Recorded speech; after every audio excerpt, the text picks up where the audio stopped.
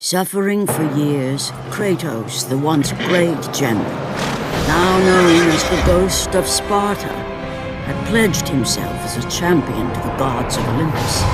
In return, he hoped only to rid himself of the nightmares that haunted him for far too long. But for now, his only respite, his only relief from the sins of his past, was found in the heat.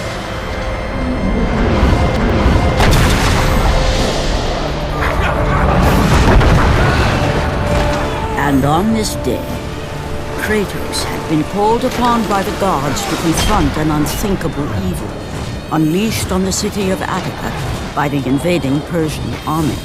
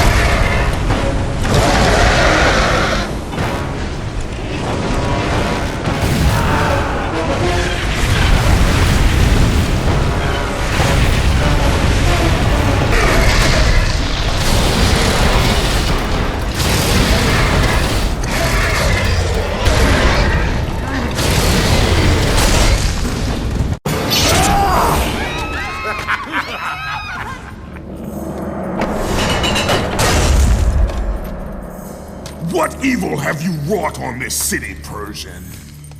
Evil? It is not evil that I bring, Spartan. I bring the might of Persia and the sacrament of purification.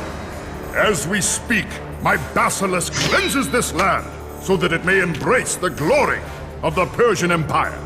Olympus has sent a message, and I am here to deliver it. Then you are just a messenger. So take this message back to your little gods. It will take more than a pathetic Spartan to stop the power of the Empire.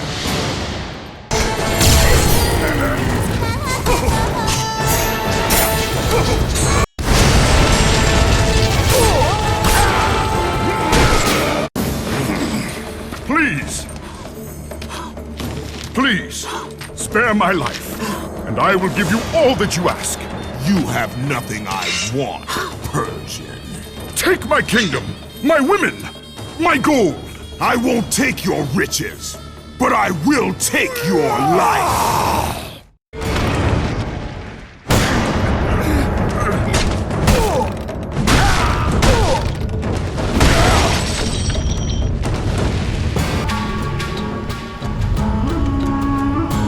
Is there anything we can do to repay you?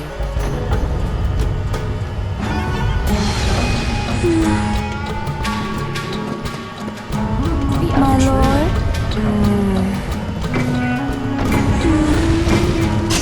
Huh?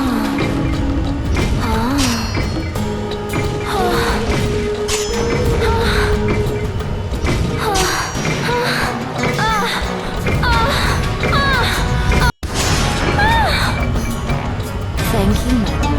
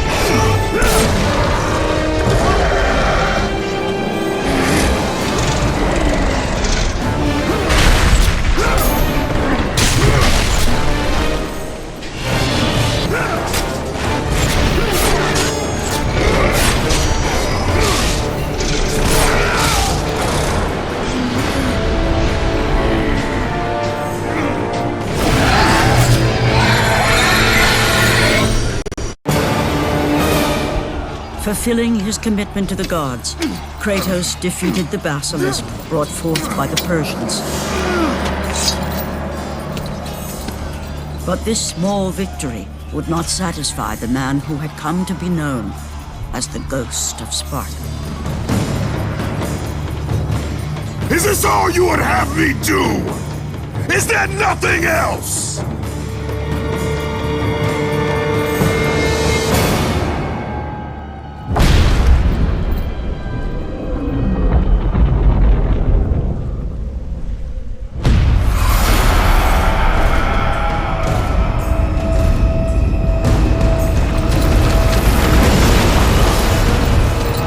The sun plummet through the sky and the world plunge into darkness. Kratos knew this was not a sign from the gods. What treachery is this?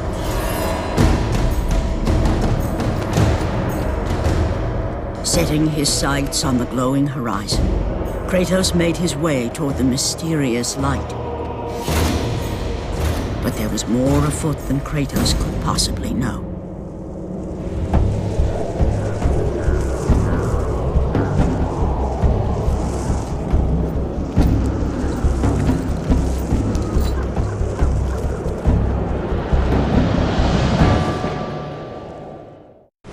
In the darkness, Morpheus, the god of dreams, awakened to a world where he and only he wielded power. The land was slowly overrun by a black fog that engulfed everything it touched. And as Kratos approached the temple, it became clear that the task ahead was more than he could have ever imagined. Once again, the strange, lingering melody could be heard through the black fog of Morpheus, haunting Kratos.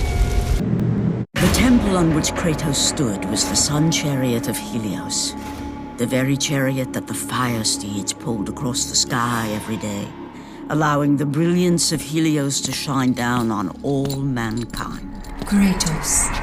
Athena, what madness has befallen us? Kratos, there is not much time. Olympus needs you. I grow tired of the gods' requests, Athena. I have given enough. Now take these nightmares from my head. It is not for you to say when your servitude ends. You will earn your freedom in time. But for now, Olympus needs your unquestioning obedience. The god of the sun has been torn from the sky. This temple on which you stand is the chariot of Helios. Without their master to reign them, the fire steeds have driven the sun chariot into the earth.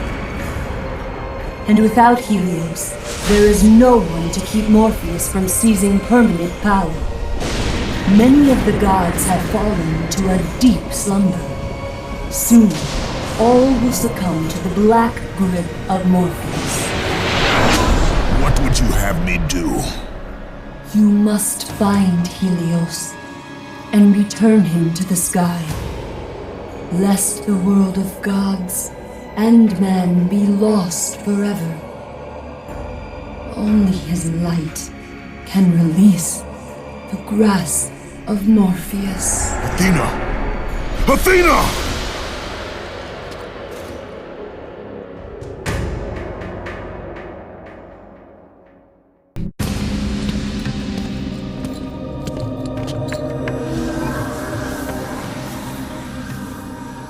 I am grateful you have come, Ghost of Sparta.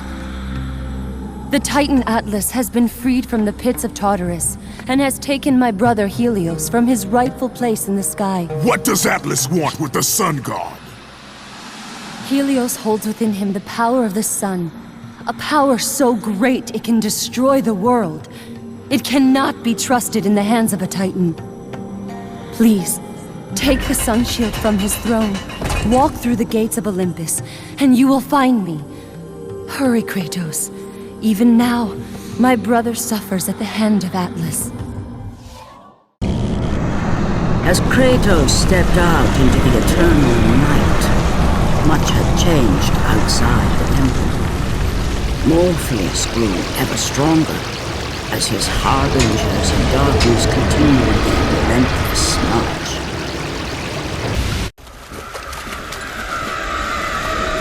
As Kratos entered the cave, Eos, goddess of dawn and sister to Helios, sat above him, visibly weakened by the absence of the sun. All glory be to Lord Zeus for granting you safe passage to me.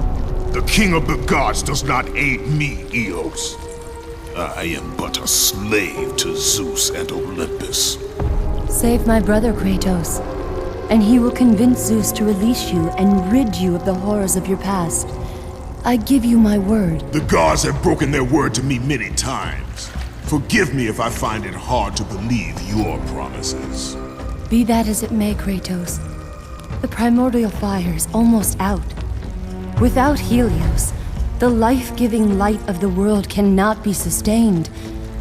If you do not find him, only darkness and death awaits all of us.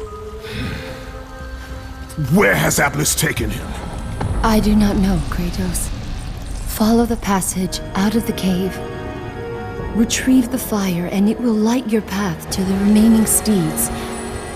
They will guide you to their master. They will take you to my brother. May you go with the speed of Hermes, Ghost of Sparta.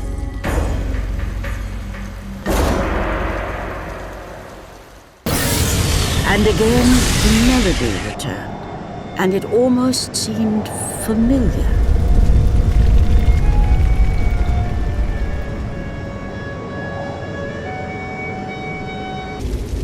As Kratos left the temple, he was assaulted by the army of Morpheus, and again, he heard the haunting melody.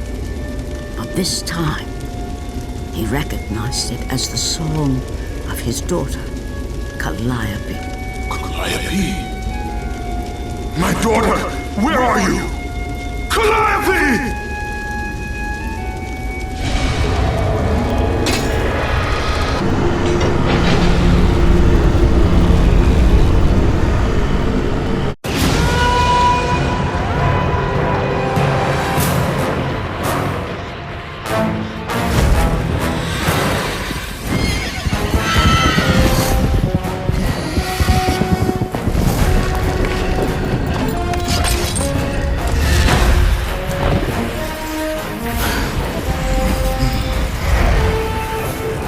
With the release of the fire steeds, Kratos was now in the hands of the beasts.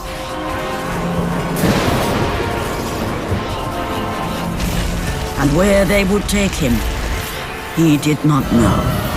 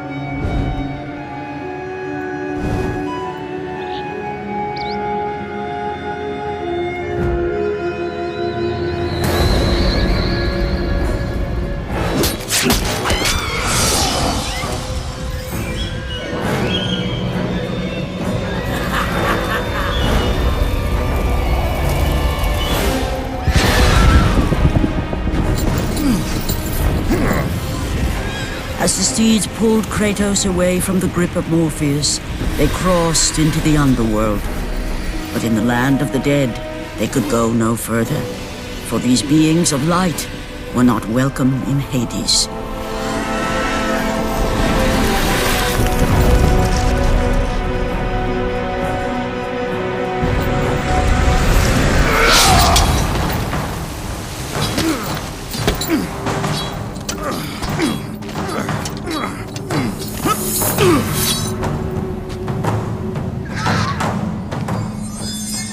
Kratos found himself on the very edge of Hades, the land where no mortal had set foot. Here, where the souls of the dead walk their fated path, Kratos knew that for him, this was merely the beginning.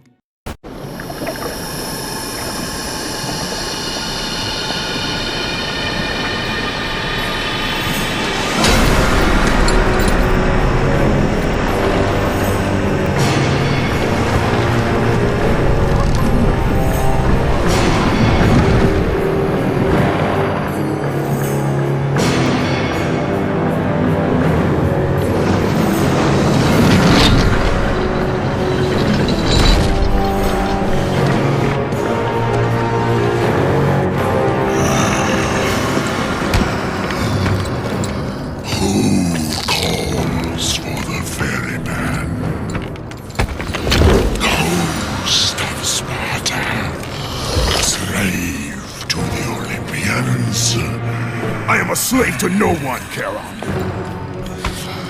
We share a common fate, Kratos. The gods will release neither of us from our torture. Be gone! It is not yet your time, mortal.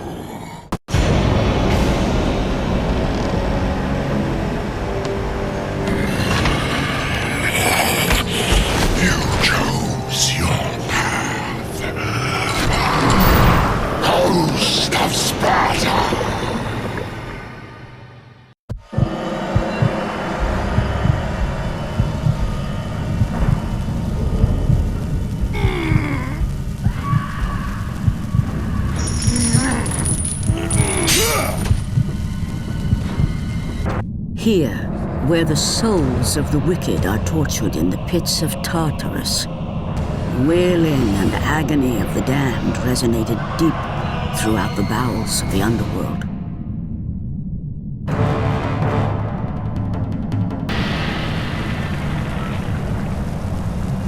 Kratos saw before him the remnants of the old rulers of Earth, the mighty Titans.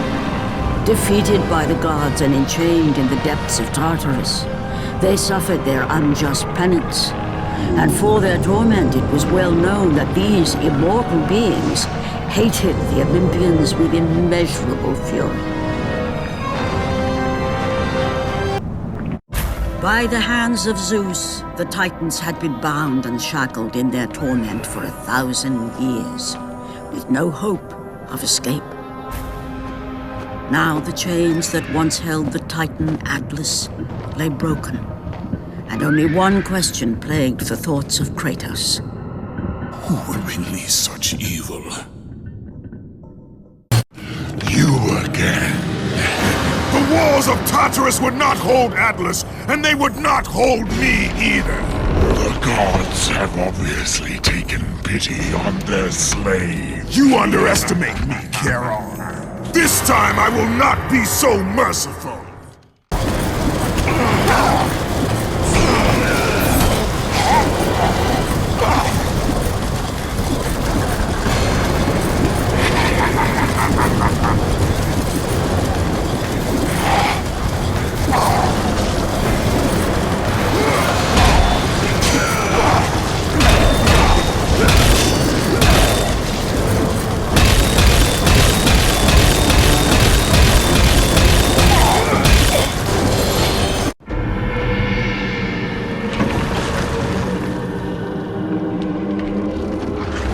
Having defeated Charon, Kratos journeyed deeper into Hades and closer to his goal. For in the distance, The bright light of Helios illuminated all of the Underworld.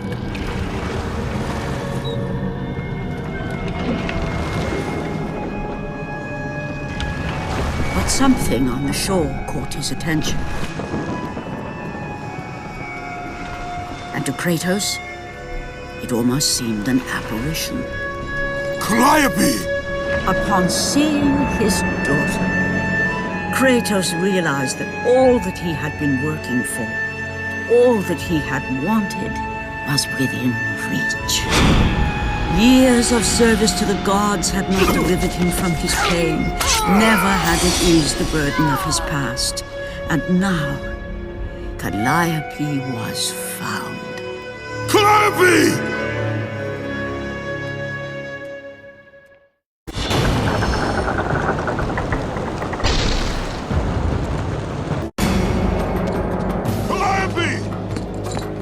Calliope, where are you?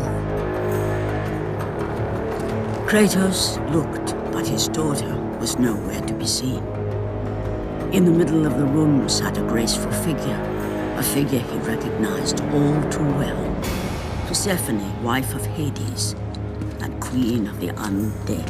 Where is my daughter, witch?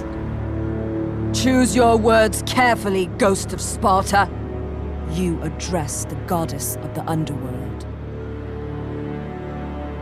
Your daughter is well. She lives among the pure souls in the Elysian fields. Lead me to her! Have you forgotten, Kratos? The Olympians need you. They slumber at the hand of Morpheus. I have faithfully served the gods, yet they do not give me what I ask. I grow weary of their demands. The gods on Olympus failed me too, Kratos. I was betrayed by Zeus and tricked by my husband Hades. Now I am to stay in the Underworld as Queen of the Dead, to serve the fallen and care for them as my own children. Persephone! I demand to see my daughter! As you wish. If Calliope is your true desire, I can help you. But be warned, Ghost of Sparta. The world of man will suffer because of your choice. I care little for the world and its suffering! Where is she? If you are to see your daughter again, you must become worthy of Elysium.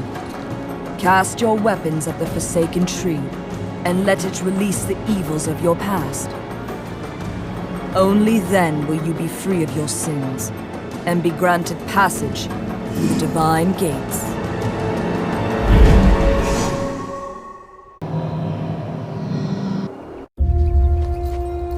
Calliope!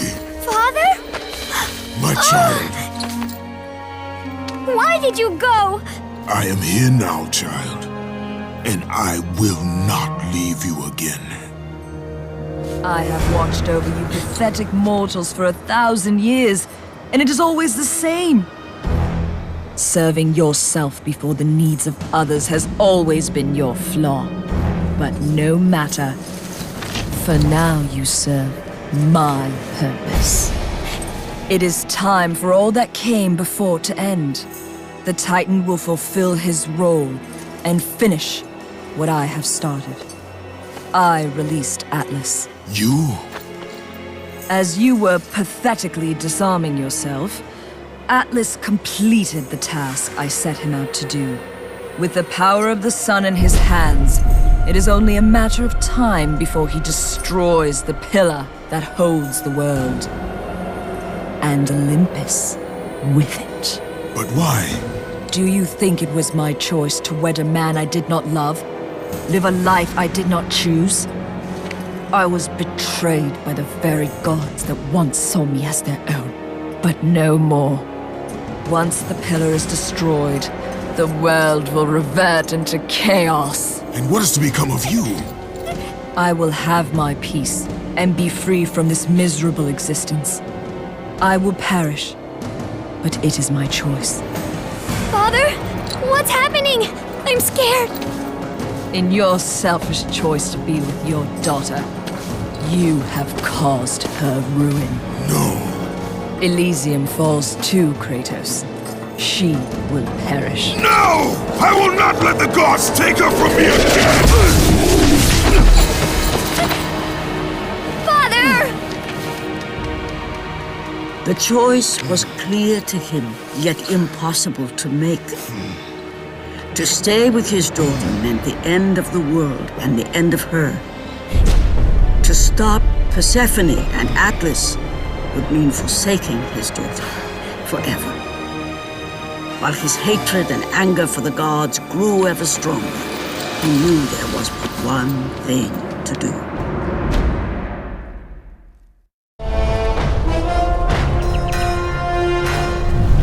Father, please!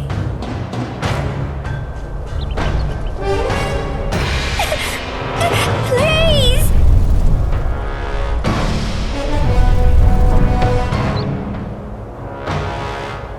Father! Father, no!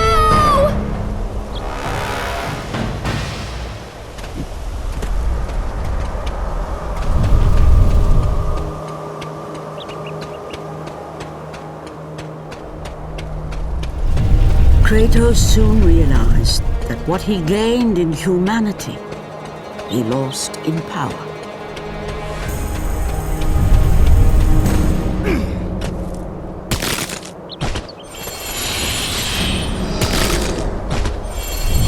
He would need to become the monster he once was if he was to defeat Persephone.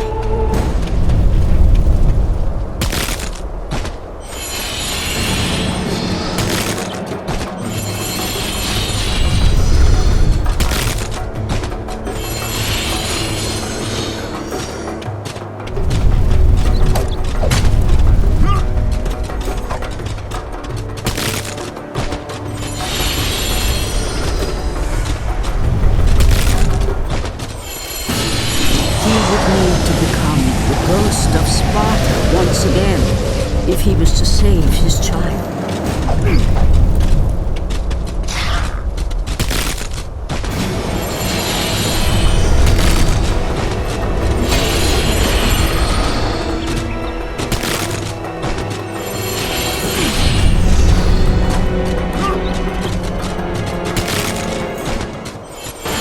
He would need to sacrifice his life so that she may live. No! Father, no!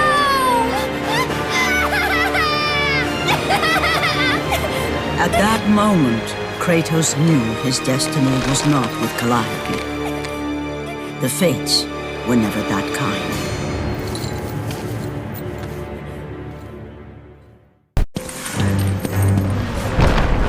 Spartan, witness the end.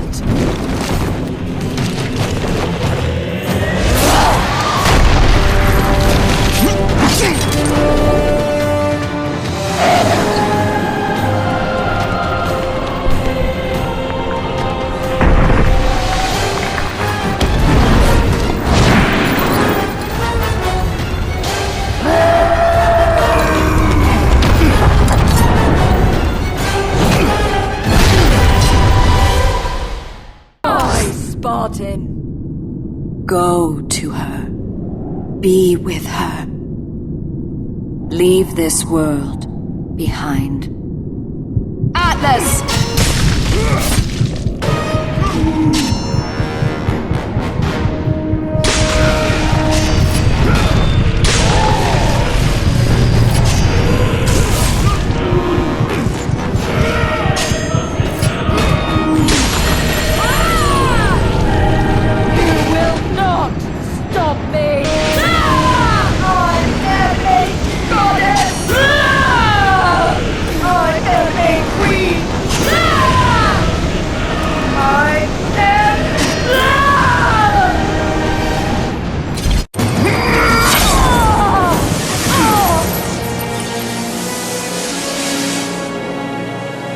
Your suffering will never end, Ghost of Sparta.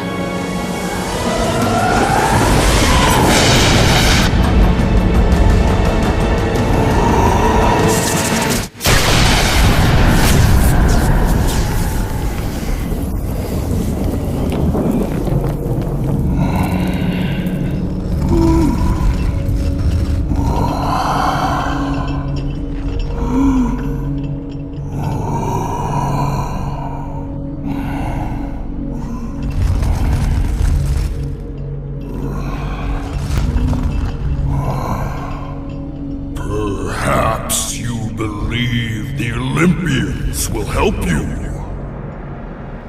But I ask, where are your gods now, Kratos? Why do they not come to your aid? I do not need the aid of the gods! But my path is now clear to me. I will serve them! And they will keep their promise to free me from my past!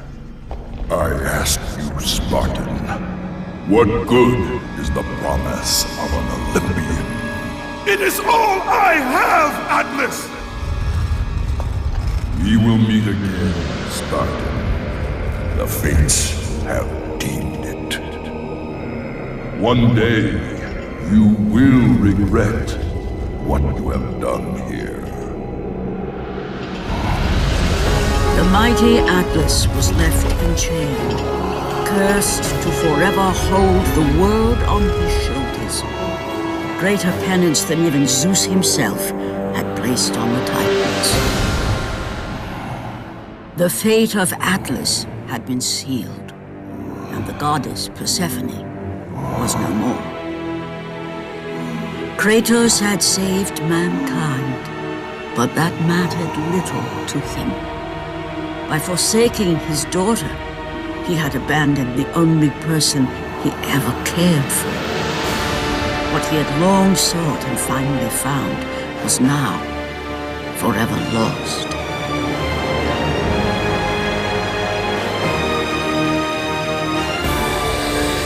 As the sun chariot rose higher in the sky, and the might of Helios shone once again on the world, Morpheus retreated to the shadows.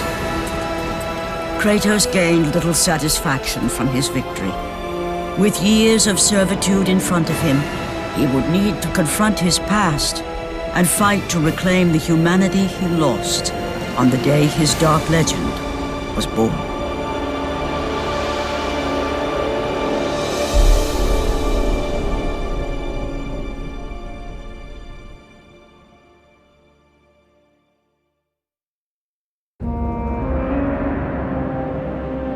The dire toll of his relentless battles finally caught up with him as Kratos fell from the chariot to the earth.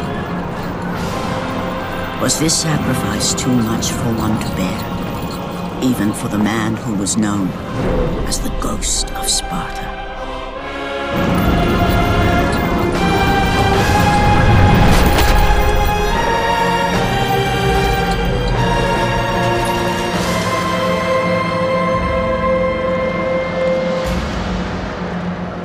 He has again served us well, Athena. He is a remarkable mortal. He is weak. Shall we help him? He'll live. They must.